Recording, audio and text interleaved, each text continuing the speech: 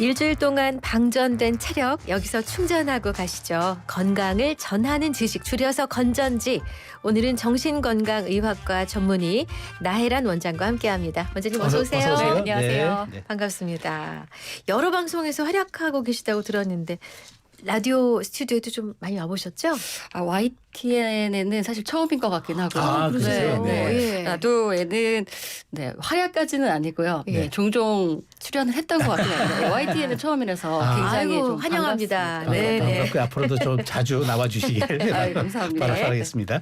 자, 우리 이제 흔히 이제 몸과 마음은 하나다 이런 얘기를 하지 않습니까? 그러다 보니까 이제 심신일체 이런 얘기들이 우리가 쉽게 쓰는데, 자, 이게 전문의시니까 마음 건강과 몸 건강이 연관성 이게 이어집니까? 네, 사실 심신일체설이라는 학문도 예전에는 네. 있었는데요. 네, 요새는 그 정도로는 주목을 받지는 못하는 것 같긴 한데요. 여튼 개인적으로는 몸과 마음의 연관성은 저는 거의 100%라고 생각하거든요. 네, 그러니까 그렇군요. 몸이라는 단어 자체가 이미 몸에 마음을 품고 있고 이 마음이라는 게 이 신체적인 상태를 품고 있기 때문에 그러니까 예를 들어서 우리가 내가 찌뿌둥하다 뭔가 네네네. 그러면 그게 기분이 좋지 않다.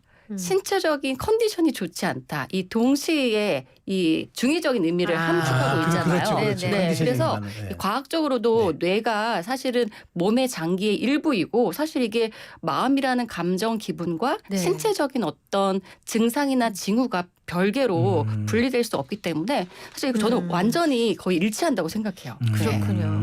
그러니까 숲이 산을 품고 산이 숲을 품고 막 이런 그런 거죠. 혼재가 되는 것 같아요. 네, 네, 네. 자, 근데 우리 모두 여러 걱정과 불안, 스트레스에 쌓여 살아가고 있습니다. 자, 오늘은 마음 건강 챙겨보는 시간인데요. 요즘 내 마음 상태는 어떤지 혹시 들으시면서 궁금한 점 혹은 최근에 갖고 있는 어려운 점이 있으시다면 문자 보내주세요. 방송 시간이 허락하는 범위 내에서 여러분의 질문을 소화하겠습니다. 그러니까 빨리 주셔야겠죠. 어디로? 샵 0945 우물정 0945 유료 문자 YTN 어플이나 유튜브 댓글창 활용하시면 되겠습니다. 그 요즘 많은 이제 정신건강의학과 병원이 환자들로 굉장히 많이 국세통을 이룬다니까 사실 요즘 이렇게 많은 분들이 상처받고 사시는 게 많나 봐요. 근데 네. 그 어느 병원 얘기를 들어보니까 뭐 상담 대기만 1년 이상 걸리는 것도 있고 그런 원장님은 서울 쪽에서 신촌 쪽에서 개원하고 계시잖아요. 네, 저는 이제 비교적 대학생 분들이 많은 지역에 있어서 네네. 젊은 층을 많이 보고 있긴 한데요. 아, 그래요? 네. 요즘 정신건강의학과를 찾으시는 환자분들이 이 남녀노소 그리고 뭐 소아, 청소년, 중년, 노년 그리고 대학생, 직장인, 뭐 주부 또 중년의 가릴 것 없이. 어르신들 예. 가릴 것 없이 정말 한마디로 많거든요. 무차별적이네. 네, 무차별적이죠. 근데 이게 단순히 뭐 질병이라고 꼭 볼 것이 아니라 네. 제가 이 지역 사회에 있다 보니까 이 그냥 일상에서 일어나는 고민이나 이런 고민 때문에 생기는 약간의 우울감, 또 불면 그리고 여러 가지 생활의 불편감으로 이 의원을 찾는 분들이 많아지면서 상대적으로 좀 문턱이 낮아진 게 크게 맞아요. 작용한 것 같긴 해요. 예전에는 우리가 정신건강 그러면은 굉장히 부정적인 맞아요. 의미로 네거티브한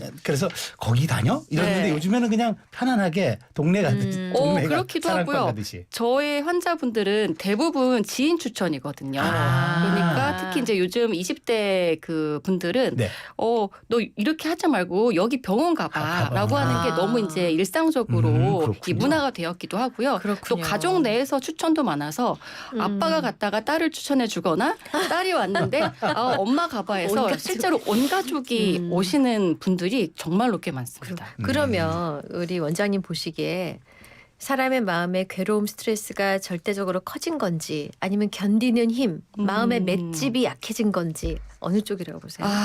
근데 실제적으로 스트레스 자체도 너무 늘어난 세상인 것 같기는 해요. 특히 우리나라의 경우에 뭐 잘 알려져 있다시피 자살률 1위 국가라고 맞아요. 흔히 네, 알려져 네. 있잖아요. 네. 근데 그만큼 사실은 뭐가 이렇게 스트레스를 많이 받을까 하면 이게 꼭 이 맷집이 약해졌다는 것보다는 실제로 받는 스트레스도 너무 이제 커졌다. 세상이 빨리 변하고 아. 그리고 비교할 수 있는 너무 매체가 어떻게 보면 너무 늘어나니까 네. 안 받아도 될 소외감이나 그렇죠. 어떤 예, 자존감의 박탈감도 상처를 생기고. 박탈감이 많이 생겨서 상처 자체가 늘어나고요. 또 환경이 예전에는 주로 이제 아침에 일어나서 저녁에 자는 일상적인 패턴이라는 게 있었다면 네. 요즘에는 좋게 말하면 개인화된 시대가 됐기 때문에 네. 너무 예측이 불가한 상황이 돼서요. 그 인간이 동물로 보면 너무 안 좋은 환경이거든요. 아, 네, 하긴 언제? 낮밤 바뀐 사람도 많고. 그렇죠. 그리고 그러니까. 언제 어디서 나에게 어떤 연락이 올지 모른다는 일종의 동물로서는 이 공포나 여러 가지 안 좋은 환경에 그렇죠. 노출된 거기 아. 때문에 맞아요. 예측이 불가능하니까. 맞습니다. 네. 그러네요. 듣고 보니까 저는 혹시 마음의 맷집이 너무 약해진 게 아닌가라고 아. 생각했는데 그게 아니라 절대적으로도 좀 늘어난 것으로 그럼요. 판단하시는 네, 거군요. 환경적 요인이 많이 있겠네요. 자, 마음의 독감이라고 하는 우울증. 이 환자 수가 우리나라 100만 명을 넘겼다고 하던데요. 네. 이게 실제로 그렇게 느끼세요? 네. 현장에서? 이게 환자가 실제로 많이 느니까 뭐 그렇기도 하겠지만 실제로 아까 얘기 드린 것처럼 상처를 받아야 할 일들이 너무 늘어나는 것 같아요. 사회에서. 근데 이게 세상이 왜 이렇게 돼가고 있을까. 이게 우리나라만의 문제는 아니고 뭐 세계적으로도 환자가 좀 늘어나는 추세니까요. 네. 근데 단순히 병원을 방문해서 그런 것뿐은 아닌 것 같고요. 실제로 이렇게 정말 제 개인적인 의사로서의 입장으로는 우리가 좀 현대인이 돼서 편리하게는 산다고 하지만 받지 않아도 될 상처를 그렇죠. 너무 많이 네. 받을 만한 유해 환경이 네. 늘어난 것이 그렇죠. 아닐까. 예를 들면 예를 들어서 아주 단적으로 SNS나 이런 게 저도 많이 보고 정보에는 정말 도움이 많이 되거든요. 네. 뭐 내가 아는 친구는 이렇게 사는구나. 네. 이런 것도 해봐야겠다. 근데 반면에 얘는 이런 것도 하는데 나는 왜 이것도 못하지? 이렇게 그게 문제예요. 사실 예. 안 받아도 될 스트레스잖아요. 그렇죠. 네, 이제 이런 비교하게 것들이 되죠. 정말 저는 가장 큰 스트레스 요인이 되는 것 같아요. 네. 비교의 빗자를 비수빗자를 쓰거든요. 비수를 거기에 보면 칼이 두 개가 있어요. 그쵸. 칼이 두 개. 네. 그러니까 비교가 얼만큼 위험하냐면 칼이 두 개가 있는 거예요. 맞아요. 막 찔리는구나. 네. 근데 보통 우리가 나 우울증 같아라고 하지만 전문가들 말씀을 들어보면은 우울증 함부로 말하는 거 아니다. 네. 우울감일 거다라고 얘기하거든요. 두 개가 어떻게 다릅니까? 이거는 우울증은 명백하게 병적인 증상이 있고 증세고. 이게 네. 병명으로 규정을 한 이유가 있습니다. 근데 그럼 우울감은 뭐야? 그러니까. 우울감은 예를 들어서 이런 거죠. 네. 일종의 정상 반응이에요. 예를 아. 들어서 칼에 찔리면 아프잖아. 아파. 네. 아픈 걸 느끼는 감정이 우울감인데요. 네. 예를 들어서 뭐 실연을 당했다든지 아니면 사계를 당했다든지 예. 어떤 좌절을 겪었을 때 우울한 것은 정상 감정이죠. 예. 근데 이걸 우울증으로 진단하게 될 정도는 어느 정도냐. 네. 이게 상처로 비유하자면 시간이 지나서 아픈 게 나아야 되는데 안 낫고 곪게 되는 거예요.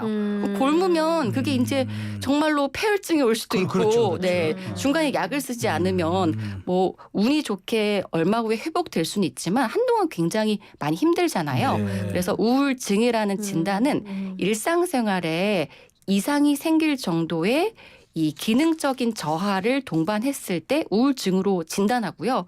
아픈 일이 있을 때 마음이 안 아프면 저는 항상 그 이상한 거잖아. 이거는 사이코패스다. 그러니까 아파야 정상인데. 아파야 정상이다. 그래서 이게 좀 위로가 될 때도 있어요. 네. 너가 힘든 감정을 겪고 있는데 사실 너무나 아픈 거는 공감하지만 나도 옛날에 첫사랑을 잃었을 때 너무너무 몇 달 동안 죽을 것 같았는데 정상 반응이다. 그게. 네. 아니 그럼 우울증이 진단이 됐을 때 어떤 신체화 반응이 나타나요?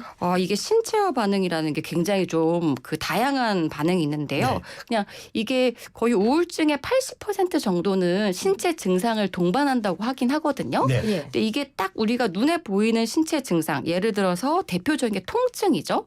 두통, 예를 들어서 어디 신체 두통. 알 수 없는 통증 알수 이런 없는. 것들이 있고요. 네. 또 하나 대표적인 게 우리가 베저터티브 심텀이라고 하는 좀 어려운 말인데 네. 식욕이나 성욕이나 수면욕 같은 어떤 동물로서의 인간의 기본적인 본연의 욕구. 그게 욕망. 없어져요? 그런 것들이 많이 변화될 수 있고요. 변질된다. 변질되는 변화. 거죠. 그러니까 네. 식욕이 떨어질 수도 있지만 굉장히 과도하게 늘 수도 있는 늘 수도 거죠. 있고. 네. 그리고 전반적으로 어디가 딱 꼬집어 불편한 건 아닌데 그냥 상세 불명의 우리가 괴질같이 뭔가 몸이 안 그러니까, 좋다. 그러니까. 상세불명. 네, 그래서 네. 이게 온갖 과를 돌다가 내과, 뭐 가정의학과, 아, 신경과를 갔다가 결국에 오는 곳이 정신건강의학과이기도 건강. 합니다. 그렇군요. 네. 그러니까 이제 감에서 끝나면 되는데 이게 네. 증세로 가면 안 되는구나. 그럼요. 네. 아, 근데 이제 사실 우울증 사실 요즘 뭐 주변에 굉장히 흔한 용어가 됐습니다. 근데 이제 그 주변에서 그러면 이걸 좀 그 다독여 주거나 혹은 또 이렇게 방지해 주거나 하는 게 필요한데 어떤 말이라든가 어떤 행동들이 그런 좀 우울증을 겪고 있는 분들에게 좀 도움이 될까요? 네. 우선은 가장 안 좋은 게 흔히 요즘 많이 알려지긴 했는데요. 야, 이거 너 그냥 괜찮아. 뭐 아무것도 아니야. 근데 이게 해주는 사람 말에서는 일종의 이게 뭐 위로나 공감이라고 느낄 수도 있을 것 같아요. 네. 근데 이거는 아주 정확하게 조금 비유하자면 네. 이 마음에 이 상처가 있는 사람한테 소금을 뿌리는 것과 비슷한데 아, 그래요? 왜냐하면 괜찮다고 하면서 그 사람의 고통을 부정하는 것이죠. 아. 괜찮지 않은데 넌 괜찮아야 해라고 부정까지 하는 거기 때문에 굉장히 이거는 상처를 주는 말이고요. 오히려. 네. 네. 그럼 어떻게 공감을 하거나 그러니까요. 위로를 하면 좋으냐. 네. 가장 쉬운 위로는요. 우선 잘 모르시면 잘 들어주고 아 그렇겠구나 힘들겠구나 요것만 해도 정말 1차적인 위로는 됩니다. 그냥 무조건 또 들어주는 네, 것만 옆에 있어주고 들어주고 있어주고 그리고 들어주고 그럼요. 공감해주고. 공감해주고. 근데 공감이라는 게 굉장히 이 포괄적으로 그렇죠. 어려운 너무 넓어요, 단어예요. 넓어. 왜냐하면 저 같은 경우나 어떤 또 섬세한 사람들은 또 그렇겠구나 힘들겠구나 하면 아니 영혼 없이 네가 뭘 그러니까, 공감한다는 그러니까. 얘기야. 아. 이게 또 약간 상처를 받는 것 있거든요. 네. 참 어렵네요. 너 나 괜찮다고 방치하는 거지. 너 쉽게 얘기하네. 쉽게 얘기해. 너 사정 아니니까 그러니까. 네가 안 겪어봐서 모르잖아. 그러니까. 라고 해서 그건 아닌 것 같고요. 근데 2단계로 좀 더 진심 어리게 정말 난 뭔가 해주고 싶다. 그러면 정말 진심을 다해서 그 사람의 입장에서 같이 생각해 보는 것은 중요할 것 같습니다. 근데 이게 전문가가 아니고 우리가 다 감수성이 있진 않기 때문에 그렇죠. 공감 능력이 다 뛰어나진 않아서 100% 우리가 어려운 말로 어떤 엠퍼시까지는 못 할 수도 있는데요. 그래도 진정성이 있는 이런 경청과 위로는 정말 위로가 되거든요. 네. 근데 여기서 정말 전문가 레벨로 나가고 싶은 분들은 네. 물론 쉽지는 않지만 이제 네. 제가 주로 진료실에서 네네. 하는 공감의 방법은 네. 1번은 그렇게 충분히 경청을 하고 그 사람 입장에서 생각을 네. 해보되 제가 아무리 공감을 한다 한들 예컨대 뭐 자녀를 잃으셨거나 그렇죠, 그렇죠. 이런 어떤 뭐 말로 할 수 없는 상처가 있는 분들을 공감할 수 없거든요. 네. 그래서 정말 충분히 들어드리고 위로를 할 때는 너무 힘든 거는 저도 헤아릴 수 없지만 정말 뭐 같이 느껴지긴 하는데 근데 제 경험에 따르면 혹은 저도 정말 힘든 일이 있었을 때 생각해 보면 그 힘든 감정이 있다고 내 인생이 평생 우울하거나 어떤 힘든 일이 있다고 평생 내 인생이 실패자가 되는 건 아니었던 것 같은데 물론 지금 너무 힘드시겠지만 네. 조금 시간을 갖고 버텨보면 어쩌면 조금 더 나아질 수 있지도 않을까요? 제가 할 수 있는 건 제가 도와드릴게요.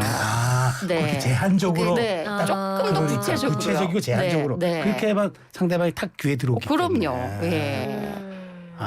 근데 그렇군요. 이게 옆에 있으면 정말 친한 사이면 손이라도 잡아준다든지 그렇죠. 밥이라도 사준다든지 내가 도와줄게라는 말 한마디가 정말 큰 위로가 되는데 이건 약으로도 정말 도와드릴 수가 없는 그러게요. 인간만이 할 수 네. 있는 위로인 것 같아요. 그렇군요. 지금 벌써 그 네. 상담 그쵸. 들어왔는데 네. 2468님 새싹님 반갑습니다.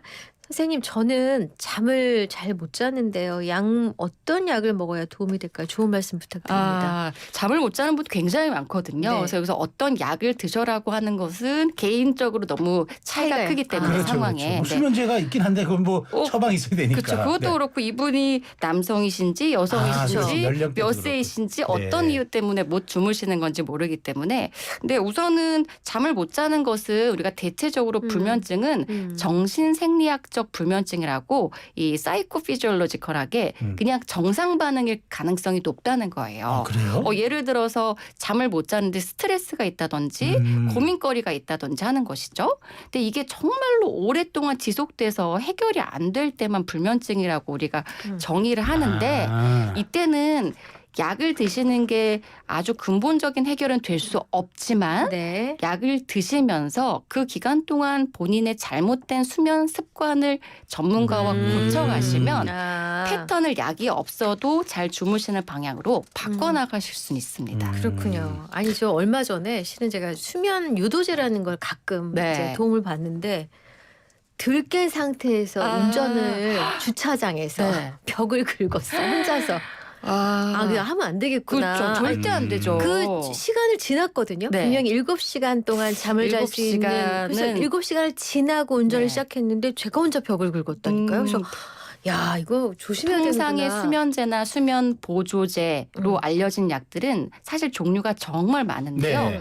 정말 최소한 12시간이 지나야지 12시간이 지나야 최소 되는구나. 12시간이 지나야지 어느 정도의 그 원래의 상태로 돌아오기 때문에 7시간은 수면 시간이거든요. 수면에 그렇구나. 작용하는 시간. 그럼 졸리는 감기약 같은 건 어때요? 그렇죠. 우리가 반감기라는 게 약에는 있어서 네. 약의 효과가 반으로 떨어진다는 건데 네. 그런 것들을 고려했을 때 한 7시간 정도는 잠을 자게 도와준다는 거고 네. 그 뒤에도 약에 예. 이 잔재물이 몸에 남아 있어요. 어쩐지 네. 사람이 흐리멍텅하더라고요. 맞습니다. 네. 약물 얘기 나와서 말씀인데 네. 우리 이제 우울증 앓고 계신 분들이 항우울제 쓰시는 분들 있잖아요. 네.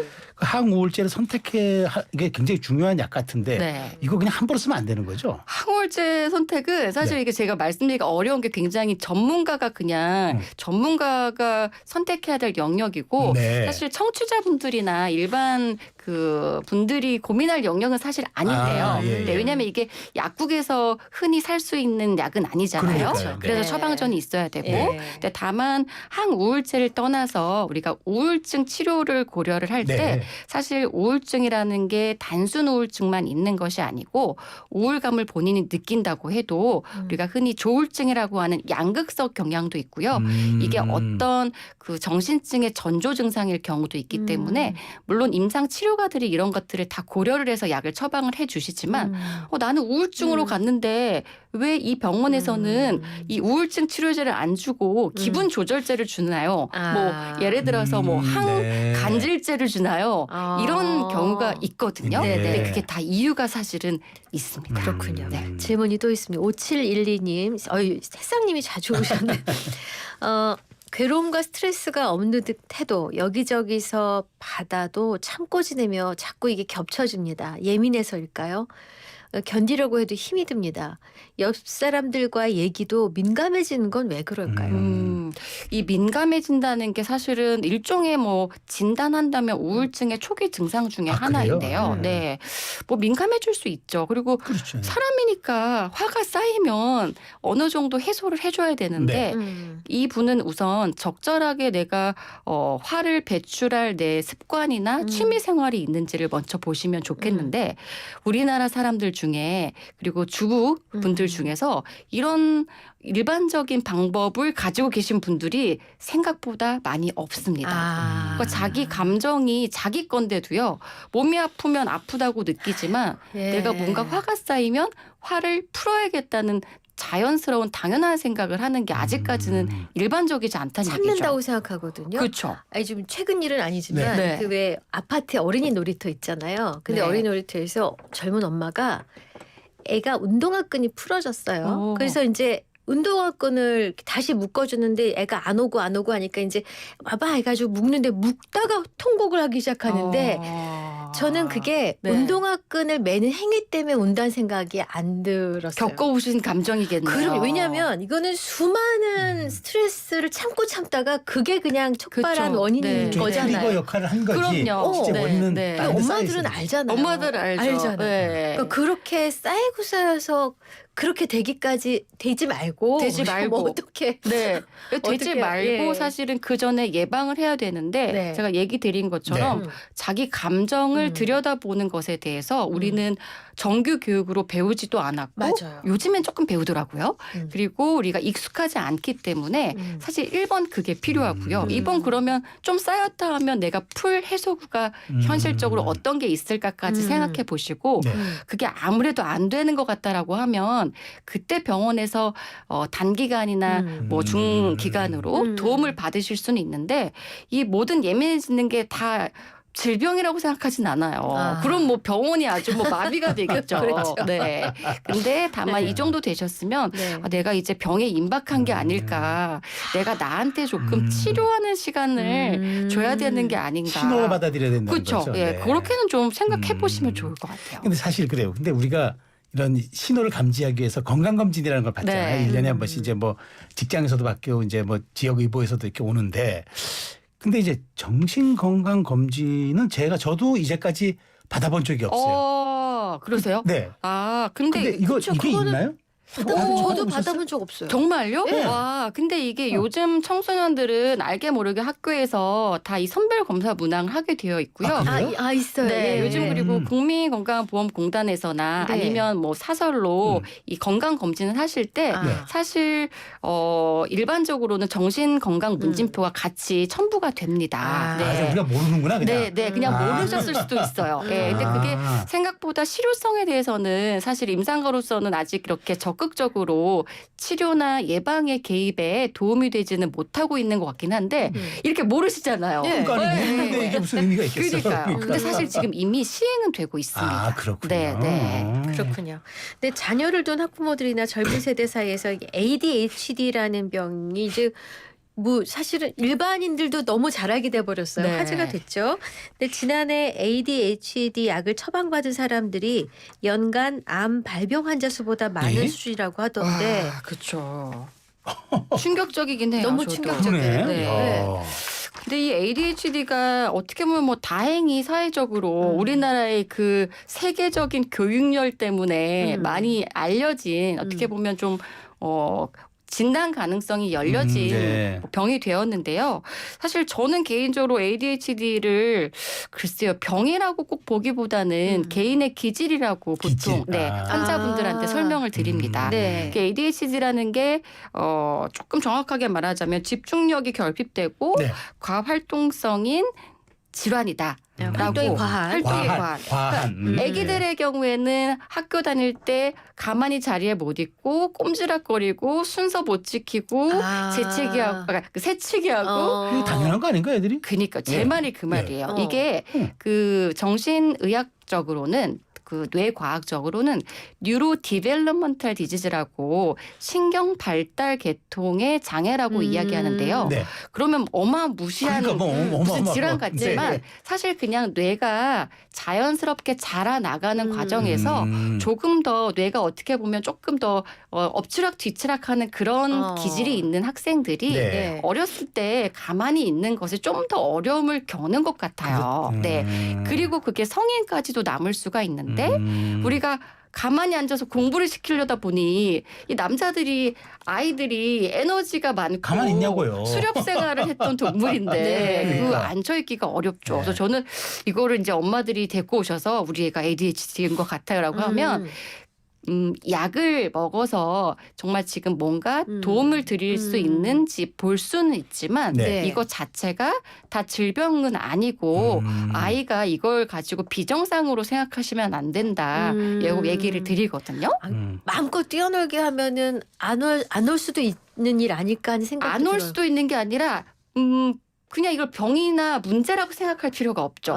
수렵 생활을 시키면 활동성이 좋은 아이가 좋은 점수를 받지 않겠어요. 그러니까 그렇죠, 아니 그렇죠. 그러니까 서너 살 때부터 선생님 방문학습 때 선생님 오셔가지고 앉아서 뭘 해야 되잖아요. 네. 요즘 아이들은 정말 어려울 것 같아요. 그거는 아닌 것 같아요. 네. 정말. 그래서 재밌는 게 사실 이 ADHD는 물론 성인에서도 좀 그렇긴 하지만 특히 20세 미만의 유아 청소년기에는 남녀 비율이 생각보다 좀 다르거든요. 아, 그래요? 즉 남자 남자의 경우에는 이렇게 병이 두드러지는 경우가 있지만 여자아이들의 경우에는 병이 있어도 티가 잘 안 나는 조용한 ADHD라는 것들을 진단받는데 네. 그게 제가 아까 이야기 드린 이게 뇌가 성별적으로 다르게 크는 과정을 반영하는 거라서 네. 사실 성인이 될 때까지는 계속 변화할 여지가 있고 네. 다만 그중에 일부는 성인이 돼서도 그런 기질이 남아 있는데 그것도 잘 보상하게 되면 잘 활용할 수 있거든요. 아. 네. 항상 성격이 조용한 아이만 그러니까요. 좋은 건 아니잖아요. 그렇죠. 네. 그러니까 그걸 긍정적으로만 잘 활용하면은 그럼요. 에너지가 넘치게 또 할 수도 있는 거니까. 천재나 세상을 바꾼 사람들 중에는 네. 대부분 ADHD가 많다. 맞아요. 네. 그래서 지금 말씀하신 끝에 네. 집중력이 높고 공부 잘해도 업무 잘해도 또 ADHD일 수 있다는 그런 그러니까 말하자면 이게 천재일 수도 있는 분들이 이런 그렇죠. 경우가 있을 수 있다는 얘기잖아요. ADHD를 가장 흉으로 생각하시는 이유가 이게 우리 아이가 지적이나 어떤 IQ 능력으로 떨어진다고 생각하시는 경우가 있는데 그건 전혀 저는 상관성이 없는 문제고요. 다만 분출되는 에너지를 제어하는 능력 정도가 맞습니다. 되겠네요. 딱 아. 그런 전전두엽, 전두엽의 능력이 조금 부족하기 때문에 그 어떤 꾸준한 계획, 꾸준한 실행이 좀 어려울 수 있는 건데 다만 성인에 있어서 ADHD가 요즘 주목을 받는 이유는 집중력 문제가 아니라 네. 지금 제가 얘기 드린 꾸준한 집행 기능 때문에 아. 즉 꾸준하게 관계를 맺거나 꾸준하게 참고 직장을 다니거나 이런 것들에 그게 쉽지 않아. 어려움을 느낄 어려움 수 있어서 겪으니까. 사회에 약간 부적응자, 아. 도태되는 사람으로 이 잘못 오해가 인식이 낙인 됩니다. 찍힐 수가 있거든요. 저 선생님 오시면 꼭 여쭤보고 싶었던 게 네. 무슨 광고였는데 네. 복사기가 말을 안 들으니까 막 걷어차고 부시고 난리를 치는 네. 그런 게 있었는데 분조장애라고 하잖아요. 분조장애 대부분이 성인 ADHD 가능성이 굉장히 높죠. 아니 그러니까 네. 정말 너무나 신사적이고 말끔하고 너무 매너 좋은 분이 운전을 하는데요. 아, 입에서 거친 말이 네. 그냥 너무 그게 자연스럽게 나오는 거예요. 네. 참을 수 없는 거죠. 그런 것들을 앞에서 그래서 왜 앞에서 내 앞에서 걸적거려 뭐 이런 그렇죠, 식으로. 그렇죠. 이게 성인 ADHD 네. 진단 항목 중에서 네. 활동에 운전 습관이 사실 있거든요. 아. 그러니까 이게 사람이 점잖은 것과 어떤 순간에 충동적으로 뭔가 튀어나온 곳은 다른 건데요. 아무튼 ADHD는 어려운 말이지만 가장 핵심은 이 impulsivity라고 하는 충동성 조절 능력. 그래서 감정도 욱할 수 있는 거고. 그거 어떻게 해야 돼요? 이거는요. 요즘 지금 욱하는 분들 많으시거든요. 많죠. 애는 이게 뭐 사회가 혼란하고 뭐 이런 네. 등등도 네. 있겠지만 그래서 성인 ADHD도 이제 보험급여 적용이 될 정도로 그래요? 약물 치료가 인정을 받게 되고 치료적 개념으로 도입이 된 거죠. 예. 그래서 저는 운전하다가 급하게 네. 어디 방송 때 빨리 도착해야 되면 네. 좀 끼어들면 막 욕 나오고 이건 이상 없는 거죠. 성격 저 그렇게 그럴 분이 아니에요. 전혀 그럴 분이 아니에요. 근데 예. 급하면 진짜 누가 끼어들면 입에서 나오더라고요. 근데 상대적으로 직업적 특성상 네. 이 언론계에 계시거나 이런 분들 활동성이 많으신 분이기 예, 때문에 예. 약간 ADHD 성향이 있는 분들이 아하. 편향적으로 좀 많기는 하더라고요. 네. 근데 그렇구나. 이게 기능적으로 이상만 없다면 네. 병이라고 우리가 좀 나쁜 부정적 의미를 줄 필요는 없을 것 같습니다. 근데 방금 얘기하신 대로 약물 얘기를 주셨는데 이제 약물에 대해서 걱정이 많아요. 네. 잠만 오는 거 아니야? 아. 의욕 떨어지는 거 아니야? 네. 기능적으로 다 뭐 저하되는 거 아니야? 약물 뭐 정신과 약물에 대한 오해와 뭐 여러 가지는 퀘스처닝은 많은데요. 네. 그냥 정신과 의사로서 전문의로서 드리고 싶은 말씀은 네. 안 먹을 수 있으면 안 먹는 것도 좋다. 음. 근데 우선 먹는 게 훨씬 편안할 것이다. 그리고 약을 먹어서 부작용이 분명히 있을 수 있다. 네. 그렇지만 약을 쓴다는 것은 그 부작용보다 효과가 너의 삶에 더 도움이 되기 유익하기 때문에 때문에. 네. 처방을 한다라고 그냥 간단하게 말씀을 드릴 수 있을 것 같은데 네. 요즘 굉장히 약이 많이 네. 다양하게 개발이 되어서 네. 네. 부작용은 맞춤별로 전문 의사님이랑 상의하시면 네. 없앨 수 있는 게 많습니다. 네. 자 이제 마무리해야 돼서요. 우리 청취자 여러분께 전문의로서 네. 조언을 강렬한 조언 하나를 좀 강렬한 듣고 싶- 조언이요? 아니요 그냥 필요한 조언. 필요한 조언이요. 예. 저도 사실 개인적으로는 우울증이나 이런 것들을 어렸을 때 많이 겪고 개인적으로 이렇게 좀 극복을 해보려고 의사이자 환자로 네. 노력을 많이 하는 사람인데요. 네. 아까 제가 처음 서두에 몸과 마음은 일체. 하나다. 일체. 네, 그래서 심신일체. 생각보다 정신 건강을 챙기시려면요, 몸의 건강을 챙기셔야 되는데, 빙고. 네, 마음을 돌아보는 일은 생각보다 익숙하지 않기 때문에 네. 내가 몸이 건강한지 그리고 실천할 수 있는 것은 운동하시는 거 알겠습니다. 맞습니다. 네, 중요합니다. 예. 감사합니다. 네. 자, 오늘 건강을 전하는 지식 나혜란 정신건강의학과 전문의 나혜란 원장님과 함께했습니다. 말씀 감사합니다. 감사합니다. 감사합니다. 네.